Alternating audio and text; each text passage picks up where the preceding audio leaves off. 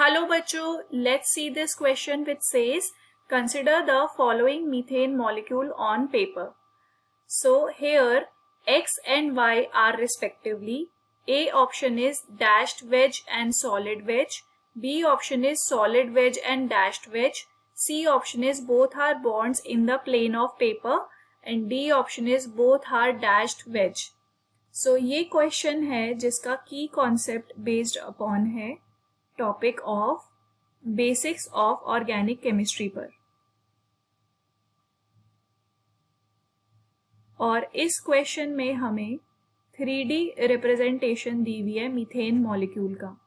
तो उस रिप्रेजेंटेशन के अकॉर्डिंग यहाँ कार्बन बनाया हुआ है, ये हाइड्रोजन है, ये हाइड्रोजन ऐसे डिनोटेड है, ये हाइड्रोजन ऐसे डिनोटेड है और इसको X लेबल किया हुआ है, और ये हाइड्रोजन ऐसे डिनोटेड है जिसको H डिनोट किया हुआ है और इसको Y लेबल किया है। क्वेश्चन में हमें बताना है कि X और Y क्या रिप्रेजेंटेशन कहलाता है। तो जब भी हम 3D रिप्रेजेंटेशन को पेपर पे ड्रॉ करते हैं तो उस पे हमें कुछ सिंबल्स पता होने चाहिए।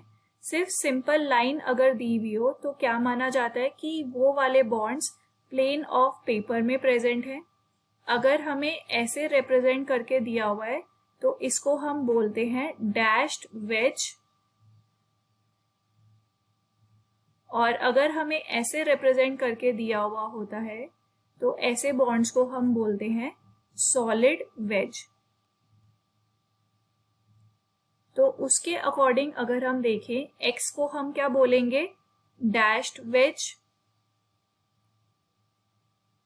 और वाई को हम बोलेंगे solid veg.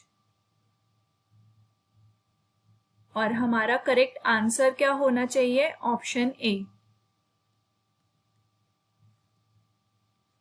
I hope you understood it well. Thank you so much. All the best.